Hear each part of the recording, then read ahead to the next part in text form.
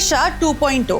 क्या लखनऊ में फिर दोहराई गई एक ऐसी ही खौफनाक कहानी, जहां शादी के 6 महीने बाद एक बहू अपने ही ससुराल में फंदे से लटकी मिली। नई शादी, दहेज के आरोप, मानसिक प्रताड़ना के दावे और फिर जान चली गई। लखनऊ के ठाकुरगंज से सामने आया श्वेता सिंह डेथ केस।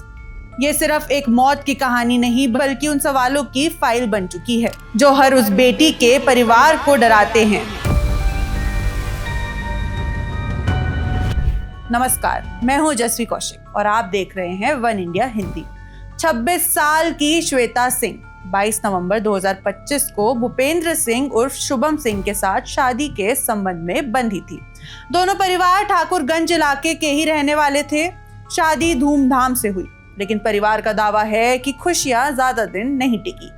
श्वेता के पिता उमेश कुमार सिंह के मुताबिक शादी के कुछ दिनों बाद ही दहेज को लेकर दबाव शुरू हो गया। आरोप है कि ससुराल पक्ष लगातार कार की मांग कर रहा था।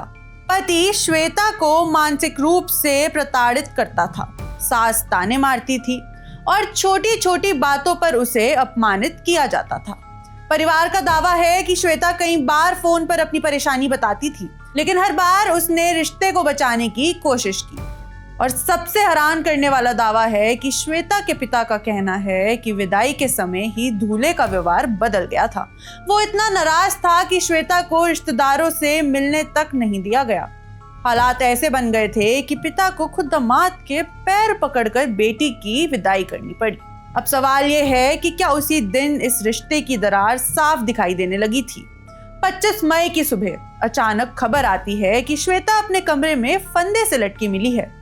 ससुराल वाले उसे अस्पताल लेकर पहुंचे, लेकिन डॉक्टर ने उसे मृत घोषित कर दिया और यहीं से शुरू हो गया पूरा विवाद। मायके वालों का आरोप है ये कोई सामान्य मौत नहीं थी, बल्कि प्लान्ड हत्या है।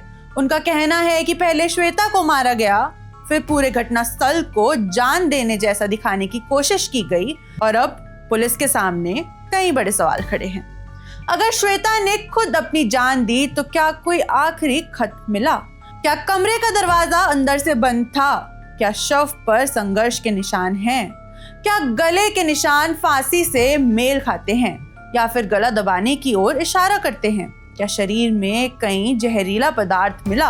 और सबसे अहम, क्या श्वेता के मोबाइल में ऐसे चैट्स, कॉल या रिकॉर्डिंग या मैसेज हैं जो उसके दर्द की कहानी बता सकते हैं? फिलहाल police postmortem report, forensic evidence और डिजिटल सबूतों का इंतजार कर रही है। ठाकुरगंज पुलिस ने पति, सास, ससुर, देवर, देवरानी और ननद समेत 6 लोगों पर केस दर्ज किया है। भारतीय न्याय संहिता की धारा 80 यानी दहेज हत्या और धारा 85 यानी क्रूरता के तहत मामला दर्ज हुआ है। अब इस केस की तुलना भोपाल के त्विषा शर्मा केस से क्यों हो रही है, आइए जानते हैं। क्योंकि वहां भी कहानी कुछ ऐसी ही थी। नई शादी, कुछ महीने बाद संदिग्ध मौत, ससुराल में फंदे से लटका शव और फिर जान चली गई या मर्डर की बहस। त्विषा शर्मा केस में भी मायके वालों ने दहेज हत्या का आरोप लगाया था, जबकि ससुराल पक्ष का दावा था कि त्विषा ने खुद अपनी जान दी है। वह मामला इतना बड़ा हो गया कि सीबीआई जांच तक पहुंच चुका है और अब श्वेता सिंह का मामला लोगों को वही डरावना पैटर्न याद दिला रहा है। हालांकि जब तक पोस्टमार्टम रिपोर्ट और जांच पूरी तरीके से नहीं हो जाती, तब तक किसी नतीजे पर पहुंचना जल्दबाजी होगी। लेकिन अगर जांच में ये साबित हो जाता है कि शादी के 6 महीने के भीतर श्वेता को दहेज के लिए प्रताड़ित किया गया, तो ये मामला कानून की नजर में बेहद गंभीर बन सकता है। क्योंकि भारतीय कानून में शादी के 7 साल के भीतर हुई संदिग्ध मौत और दहेज प्रताड़ना के आरोप सीधे दहेज हत्या की धाराओं को मजबूत कर देते हैं। सबसे बड़ा सवाल यही है, आखिर कब तक नई दुल्हनों की मौत जान चली गई और मर्डर के बीच उलझी रहेगी? और क्या आज भी कुछ घरों में बहू नहीं बल्कि दहेज देखा जाता है? फिलहाल श्वेता सिंह केस का सच पोस्टमार्टम रिपोर्ट और पुलिस जांच के बाद ही सामने आएगा, लेकिन इस घटना ने एक बार फिर समाज को आईना जरूर दिखा दिया है। इस पूरे मामले पर आपकी क्या राय है और आपको क्या लगता है कि ये मामला सिर्फ जान जाने का है या फिर एक प्लान्ड हत्या है? कमेंट करके हमें जरूर बताएं। आप देख रहे हैं one India Hindi. Subscribe to One India and never miss an update. Download the One India app now.